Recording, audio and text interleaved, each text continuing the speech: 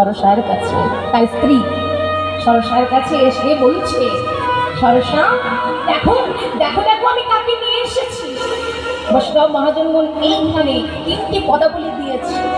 পদাবলীগুলি একটু মন দিয়ে শুনুন, দেখুন এর মধ্যে কত জীবতত্ত্ব লুকিয়ে আছে। নিজ পুত্র